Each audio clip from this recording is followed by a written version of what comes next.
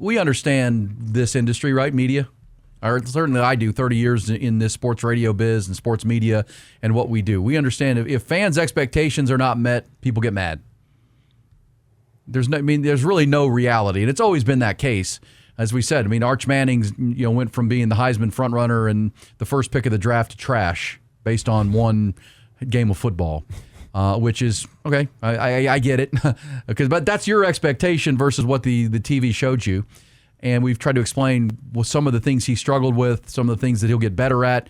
Because as someone who's done this a long time, I remember when a lot of these fans wanted to bench Vince Young for Chance Mock. Well, Vince Young should be a wide receiver. He'll never get it. He'll never be a good quarterback. He's too good of an athlete. Put Chance Mock in there. He was a high recruit too, and bench the greatest quarterback in the history of the program. But he didn't start as the best quarterback in the history of the program. He became that. That's part of the process, and I understand there aren't a lot of patience for college football fans.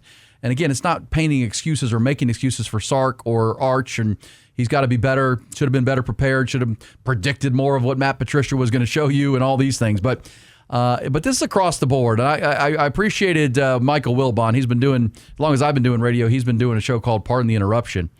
And Wilbon had this to say yesterday about people and the snap knee-jerk reactions of college football today. But, Tony, so let's go back to the Ohio State-Texas game for a second. Here's what stood out to me week one and all the days leading up to week one. I don't want mass media, major media, networks, including people that we like to call our friends, to just ruin the watching of college football for me, the consumption of college football, by exaggerating the hell out of everything, by overstating everything. Arch Manning is not Peyton or Eli or Archie just yet. Yeah. Just let him simmer a little bit. Let it percolate. Let it Jeremiah happen. Smith, he is not Jerry Rice just yet. I heard somebody who I probably like a lot say, probably somebody I covered, say he's the best college football player I've ever seen. You know what my recommendation would be? Then watch more college football over the last 50 years, because he ain't the best I've seen. He's made some great catches and things that make you go, woo. But can we just stop? The greatest weekend of, all of it is just slobbered over. It was a fabulous opening weekend in terms of games. In terms of matchups. We intended to see that, and we didn't get it. Yeah. Right? No, the Miami-Notre Dame game kind of lived up to it. Okay. LSU-Clemson had some Give LSU some moments. credit. I will. All right, so there's Michael Wilbon. And I will disagree with him. I do think that was the best opening weekend we were ever treated to as far as big matchups, big brands, big games over a 5-night period, and I really enjoyed it. But I do agree with him 100% that the overreaction and the reaction, it's not surprising, it's not shocking, but it's over the top. It's ridiculous. It is, and if you were paying attention, you had to anticipate it. These teams, and we said it going into them, these teams, it's a week one. These teams are going to be not as sharp as they'll be when it really, really matters. And I think we'll see a lot of that in the NFL this weekend. The NFL doesn't play in the preseason anymore either. The Houston's playing the Rams. Rams starters didn't play a single snap in the preseason. C.J. Stroud and company played a couple in series because they have a new offensive coordinator and they're trying to get their offensive line straight. But in the NFL, they don't do any preseason. So it's going to be sloppier in September than it will be in October and November. We understand that. But he's exactly right about the overreaction to everything that you saw.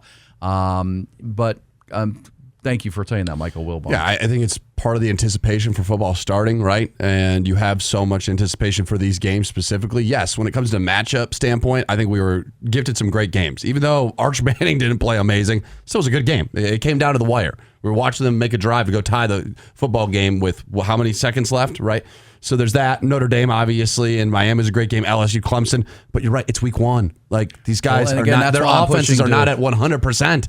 Give them a week one ahead of that. I'm right. Shake out the rust, but it's still even week two. It's going to be somewhat sloppy. It would be cleaner though, because sure, again, no doubt, the improvement between week one and week two is not exaggerated by coaches. You're right about that, and so you give them a game early and then get that. I think we do better football, but at the same time, yes. And so let's hear some pragmatic thoughts about Arch Manning. We heard Sark. He explained it. You only gain experience by gaining experience. You learn from the game. The only way I can teach Arch Manning how to play better as a quarterback, he's got to play. Yeah. And he's got to play in those type of environments.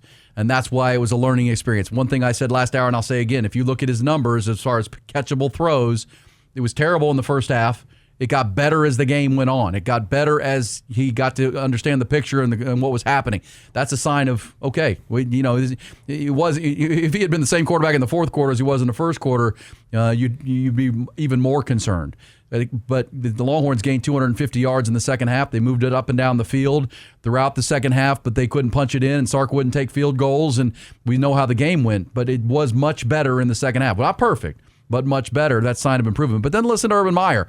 And again, I know a lot of people don't like Urban Meyer, but this is just a coach's perspective of what he saw on Saturday. And this is why we came in on Monday and again yesterday saying, look, give Ohio State some credit here. That was a really, really well, for teams that were sloppy in week one, Ohio State was buttoned up. That's credit to Ryan Day. The run that he's been on since that Michigan loss last November, to beat 4 ranked teams and win the national championship, to start by he's beaten 7 ranked teams in a row now. Ryan Day has really got that thing clicking, and give him credit. But here's Urban Meyer talking about what he saw from both sides of the ball from that Ohio State-Texas game. I saw 2 new coordinators, and they managed the game spectacular. It was only 203 yards total offense with Brian Hartline and Ryan Day, but I thought they managed it perfectly. I actually talked with Coach Day last night, and the only thing I would have probably punted the ball early in the game and played field position a little bit more, but him and Sark, Coach Sarkisian, went for it and kind of put the defense in tough field position. But 2 excellent defenses, and you can say what you want about Arch Manning. Mark Nolan was open, and he was getting pressured. All right, so again, that's give Ohio State some credit, and Texas outplayed them in a lot of phases, so you give Texas the grace and the credit for that. But again, that's reality. It was a good football game. It wasn't the cleanest football game, but Ohio State played the cleaner game, made fewer mistakes. Their quarterback only threw for 126 yards, but they made the plays and didn't make the mistakes that Texas made. And that's really was the outcome of the game. I played this last hour, but I wanted to play it again. On the Pat McAfee show yesterday appeared Bruce Arians. Yeah, this is great. Super Bowl winning head coach. Yeah. Coach Tom Brady. Yeah, knows a little bit about ball. Knows ball. Yeah. Started as a quarterback at Alabama, if memory serves, back in the day. Knows offense for sure. And listen to him talk about what he saw from Arch Manning and why fans need to calm down, I think, on what was going on with Arch. And he, again, gives credit to Matt Patricia, who had all offseason to bring a new defensive mindset and idea to Ohio State. Had the element of surprise of what they were going to throw at Texas. And here's Bruce Arians yesterday on the McAfee show. I look at the Ohio State-Texas game, and I see Matt Patricia just totally bamboozle one of the best young quarterbacks to ever come into the game, because he had to learn to do it. You got 2 seconds to figure out where this ball's going. All right? And if you're seeing this and they're playing that, if you don't see it within those first 3 steps of your drop, you're going to throw it to the wrong guy. So you're saying what Arch Manning was seeing was something that was by design to make him look and be as confused as he looked. He looked incredibly confused. And you're saying that, was it just Arch, or is it the entire offense that has to kind of deal with it? Oh, it's everybody. The coaches, everybody. And when you don't know what to prepare for, and that's college's problem. When don't play preseason games, you don't get to see anything. And first time you see it, you're on national television playing number 1 versus number 3. yeah. Like, that ain't Scout easy. team. I mean, it's not easy for a veteran quarterback in the NFL when you play that system. Okay, let's talk about that system. We actually have a couple plays. Let's run this play here. And what we need to look at here is pre-snap, what it looks like, and then post-snap, what it looks like, right? And we'll have some screenshots of it. Let's run the play. So Arch Manning had to turn his back there a little bit, and then he tried to decipher, figure it out. All right, for folks, since it's a audio medium, it was, looked like heavy pressure and a cover 0 coming at him, and they dropped into a shell, and he had happy feet, and he overthrew a covered receiver, essentially. What happened a lot, especially in the first quarter and the first half. Listen to Bruce Arians explaining what he saw, and then when we've talked a lot this week about the post-snap look that Matt Patricia presented was not what the pre-snap formation indicated. Every quarterback's trying to read keys. He's taught to read keys. And listen to Bruce Arians' explanation of what it presented and then what it became. Figure it out, overthrows, because it's kind of a rush of a throw. Let's go to the pre-snap shot here. Okay, so what does this look like for what Arch Manning's looking at? I think for any young quarterback and vet quarterback in the NFL, they're going to think that's cover 0. It's been about all-out blitz. You got man coverage all across the board. There's no deep safety. This guy's playing the tight end. And post-snap, it's totally different. Flip, go to the next one. Okay, so now you see the backside safety run into the middle. He's trapping the next receiver coming over from the right. The defensive end's dropping to cover the back, and it's totally different than we saw pre-snap. Now, Peyton, his second or third year, got this. Tom, probably in his second or third year, got this because this is complicated now. For a college quarterback, especially a young guy starting, this is the highest level you get of defensive football. And Ohio State did an unbelievable job for their young guys, I think, Debo, of not giving it away. All right, so there's a Super Bowl winning head coach telling you fans who are panicked that was really high-level stuff. And Matt Patricia is an NFL. This is where you go back to Ryan Day and give credit. He had to replace Jim Knowles, and what did he do? Much like he went and got Chip Kelly to run his offense last year, and ceded that play calling to one of the best. He went and got Matt Patricia and brought NFL concepts to a very talented team anyhow, and really built on what Jim Knowles had done and brought concepts that you don't see in college football that often. I mean, he's talking about Tom Brady and Peyton Manning seeing this stuff, and it was game one. It was the first game. No one has seen that on film. I mean, maybe down the road when they play Oregon or play Penn State or play, those type of teams, all that stuff will be shown. Matt Patricia hadn't shown any of that. And because you can't see the pictures that McAfee was talking about, it looked like an all-out blitz coming at it. It looked like man coverage. So you're a young quarterback who's like, okay, I got man coverage. I'm going to have to get this ball out quick. And people, we talked a lot about mechanics in his feet. Well, if you watch him on that play, he dropped back. He did turn it because he was under center. That's something we haven't talked about a lot with Sark. This team was under center quite a bit on Saturday, which is brand new. Quinn Ewers was almost always in the shotgun. Yeah. So he was under center. So he did turn his back to the defense, and he turned around. The picture's totally different. He thinks he's got man coverage, and he knows where he's going with the ball. All of a sudden, he looks up, and they're in cover 3, and he's like, oh, gosh. And that's when the feet start tapping, and like, well, now what am I doing? Pressure's coming. I got 2 seconds to get this ball off, and it didn't look good. All I will say, or what I will continue to say, is at halftime, he and Sark sat down and they watched some of this film. They looked at some of these snapshots, and it got better in the second half. That is a sign of encouragement to me, that as the game went on, as they started to figure out what Patricia was doing, Arch was far enough along that it did get better. It still wasn't perfect. He still missed throws and still had some bad footwork going, but it got better, and they did move the football much more in the second half than they did in the first half. And as Sark said about Arch, he started to just play football. Instead of trying to think, he started to play. They started to get his feet involved. Those are all positives. In the end of the day, you lost the game, but I'd like to see those two teams play again, later in this season, and they just might come January. Well, I'll ask you this then, because Arch is getting all the heat, and from an optics standpoint, you understand that as you look into the defense, and we just heard Bruce Arians say all the stuff about how great that defense was. Is there any blame maybe to put on preparation? I get you can't simulate the 102,000 people yelling at you, and it looked like it was a lot more red than even burnt orange was in the stadium at the Big House. It was a lot of Ohio State fans there. But is there any somewhat blame for preparation standpoint from even not just Sark but PK for the defense not simulating that in practice? Would you put any of that on the Texas coaching staff? Sure. Yeah. I mean, I don't have a problem with criticizing Sark for why didn't they call a screen pass until the fourth quarter? That's fair.